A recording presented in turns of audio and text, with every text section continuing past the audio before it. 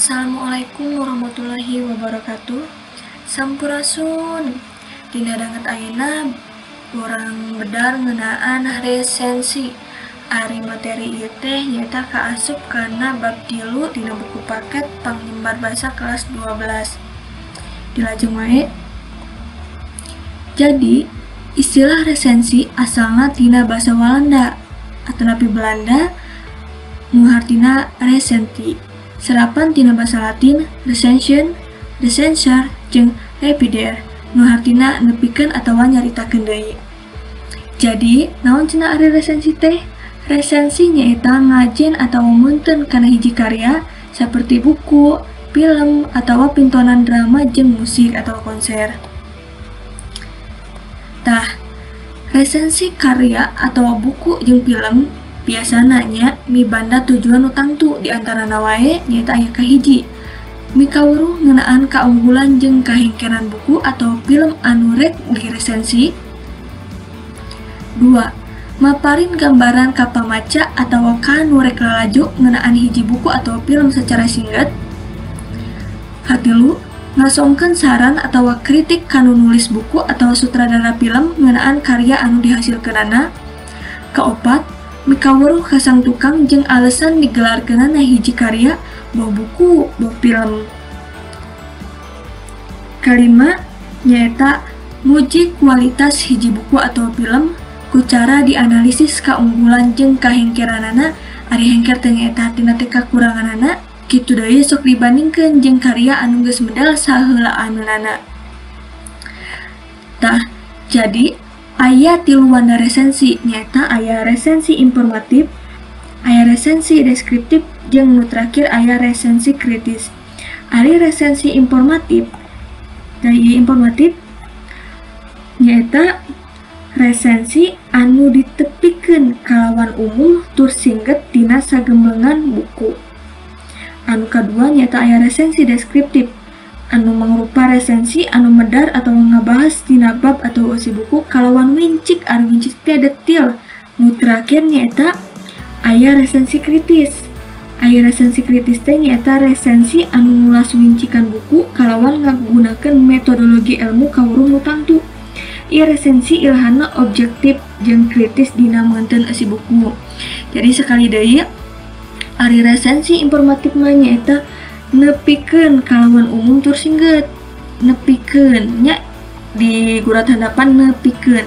Ari resensi deskriptif mah nyaeta medar atau ngabahas hiji bab kalawan wincik atau detil eta deskriptif. Upami kritis meunteun nya meunteun hiji buku upami kritis mah. Kartos informatif nepikeun, deskriptif nyaeta ngabahas secara detail, kritis nyaeta meunteun hiji buku. Jadi eta bedana nya. Ingat? Paham? Dugi dieu lanjut. Terus aya lengkah-lengkah dina nyusun resensi buku. Anu kahiji nyaeta milih buku nu rek diresensi. Alusna mah buku nu loba dibaca ku balarea saperti buku-buku bestseller. Anu kadua maca kalendaria buku nu rek diresensi. Alusna mah sababaraha balikan. Anu katilu catetkeun hal-hal anu pikatagieun tina buku anu dibaca. Kitu deui, catetkeun oge hal-hal anu kurang pikaresepanana nya. Anu kaopat, catetkeun naon pandangan hidup, nah eta buku teh payus atawa henteu dibaca. Anu kalima, tulis judul resensina. Anu kagenep, tulis identitas buku nu diresensi, judul, pangarang, pamedal atau penerbit, tahun terbit, kendal bukuna, warna jilid bukuna. Misalkan warna jilid bukuna teh warna koneng, teh eta teh warna koneng teh nggambarkeun naon. Naha jilid buku eta teh bet warna koneng, naha bet warna hideung dijelaskeun. Jeung jenis kertasna make kertas naon nya. Terus nu terakhir nyaeta aya susun atau nyusun raraga resensi anu rek ditulis. Tah, raraga resensi teh naon wae? Raraga resensi kahiji nyaeta warna buku anu diresensi naha fiksi atau non fiksi. Kadua, nuliskeun identitas bukuna. Katilu, medar ngeunaan isi bukuna. Kaopat, medar ngeunaan kaunggulan jeung kahengkeran isi buku. Kahengkeran teh naon? Kakurangan isi buku. Anu salajengna nyaeta medar ngeunaan manfaat buku keur bacaan balarea, jadi manfaatna teh naon, sangkan anu lain anu can maca teh kataji ku hidup teh.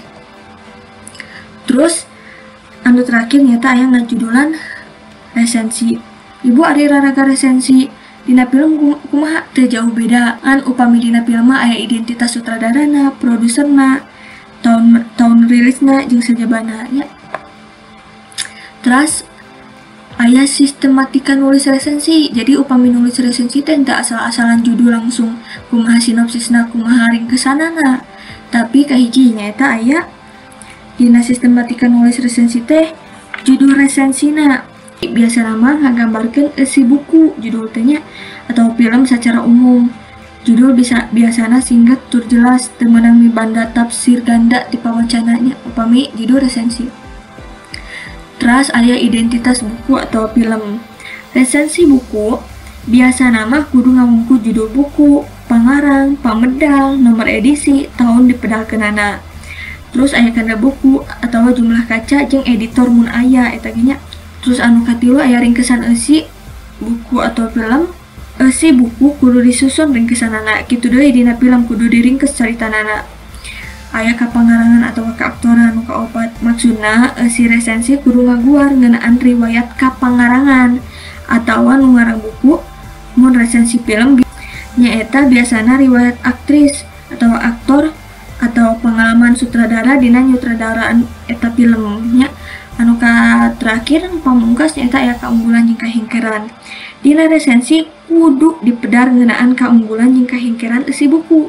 Kitu deui dina resensi film kudu dipedar kalemahan jeung kahengkeran alur caritana, penyutradaraanana kumaha, karakter aktris atau aktor jeung rea-rea deui. Tah eta sistematika nulis resensi. Kartos anu teu paham mangga dituliskeun di komen. Tah upami hidup paham, ieu aya pancena. Di bumi hidup tentu gaduh buku bacaan. Gaduh kan? Kitu deui di sekolah, hidup geus dilaksanakeun program gerakan literasi sekolah pan. Hidup ge dibiasakeun kudu maca buku. Cing, buku naon anu geus dibaca ku hidup? Hidup ge tangtu kungsi lalajo film boh dina TV, di bioskop atawa streaming dina internet.